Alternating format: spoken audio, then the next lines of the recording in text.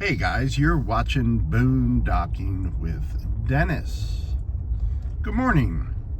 Happy Monday. It is a brisk day. My weekend was filled with listening to some sports, some baseball, some football. Not a bad thing at all. I can download the Sirius app to my phone and enjoy this cool weather while I was working on the truck, and got to listen to some entertainment. There was a very high tide warning out. Ooh, that's a little steep road. Last night starting at 11 a.m. It's so weird to be on any type of hill when you're in Rockport. That's Aransas Bay right in front of us. Of course it is. We're on Bay Road. What else would it be called? And I did see, when I was out filming yesterday afternoon's video, I saw there was a street closed. And I was wondering if it was because of flooding. Flooding on the road here. It's the only thing I could think of when I was connecting dots in my little pea mind. 66 degrees, which is awesome. If you're new to the channel, I live full-time in my F-150 with a Lear topper. We've had 4 cool nights in a row now, and I have yet to get out a sheet or a blanket or my sleeping bag. After that 6-month summer we just had, it was it's just very nice to kind of be there and be a little cold, you know, for a change. And that is not a complaint. All right, is this a dog up here? I believe it is. I believe we got a little dog running around. That's cool. Got to see lots of dogs the last few days, just not while I'm out filming. They do have a cute little dog.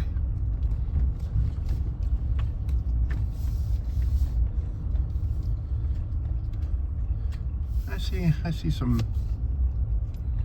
I don't know, the road's kind of high right here for it to flood that much.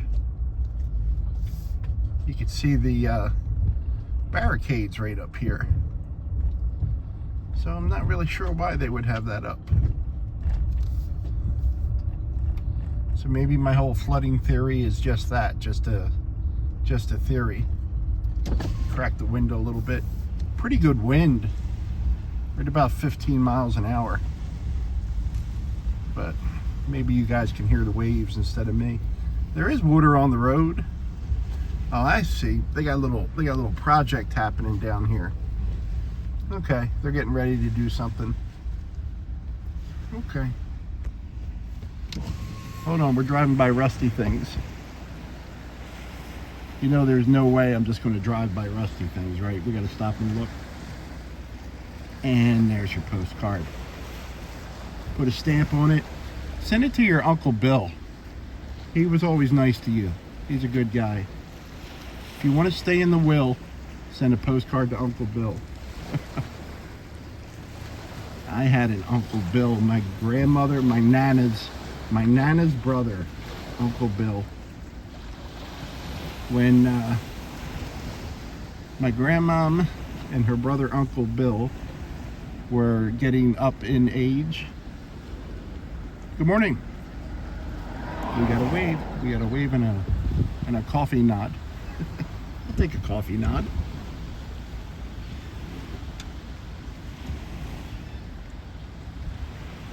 My grandmother had a house in Kane, Pennsylvania, and she moved down to Seaford, Delaware, and shared a house with my Uncle Bill. Her Uncle Bill was my great uncle, and he was a great uncle. That's my grandmother's brother. Both right around 90 years old. Both went to church 3 days a week. Bible meetings. Really good people, independent. I was working in Glen Olden, Pennsylvania at the time, maybe about 2 to 2.5 hours away. And I would drive down once a month. And at that time I was driving my beat up Chevy Beretta. It was around 88, but I was driving it in like 2002. And I would go visit them at their house, and I always had a good visit. They always appreciated that anyone would come visit them. And my Uncle Bill's daughter and her husband lived nearby, and they always checked in on him and took real good care of him. But they had a 2-story house, and both of them would sleep in chairs in the living room. It was pretty rare they would use the bedrooms there.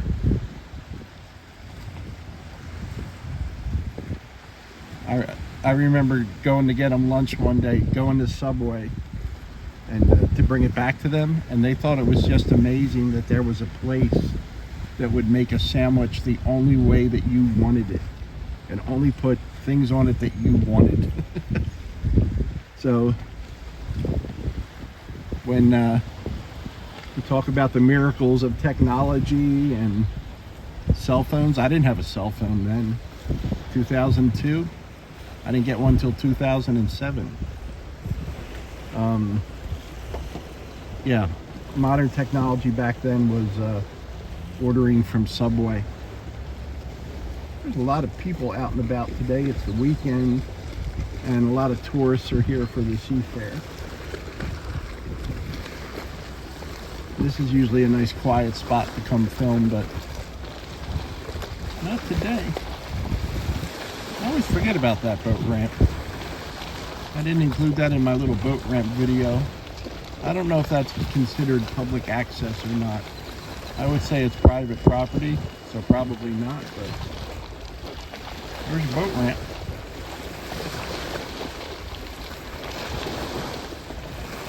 I loved hearing the stories from my Nana and her brother. They always had good stories. I took them to, they hadn't been to the ocean in a while, and Seaford, Delaware is not that far from the Rehoboth Beach.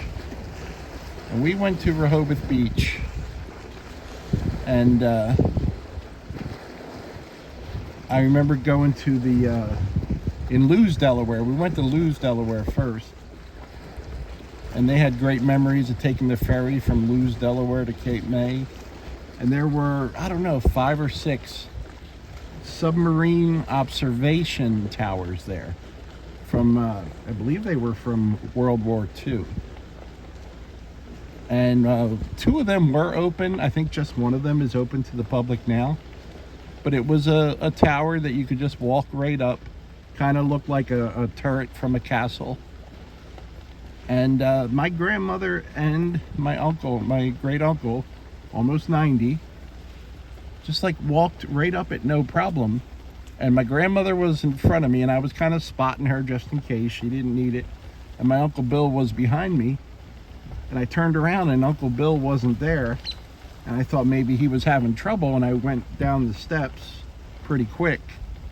And he was just about halfway up. There was a little viewing window, and he was just enjoying the view for a moment. But yeah, he really frightened me at the time. Good morning. And I remember I was taking my Uncle Bill somewhere, and it's funny, Uncle Bill was the one that didn't want to go to the shore because he's an old guy. And when you're an old guy, you got to pee a lot. And I told him, Bill, we'll stop whenever you got to go. It's not a big deal. Can't find a gas station? We'll go roadside. I'll stand right next to you and pee if you want. But when we got to Rehoboth, they have a long boardwalk there right along the water. And my grandmom just wanted to sit on the bench and kind of watch the water. And my Uncle Bill and I went for a walk. And he kind of had his hand on my elbow, just for a little guide, and we were talking.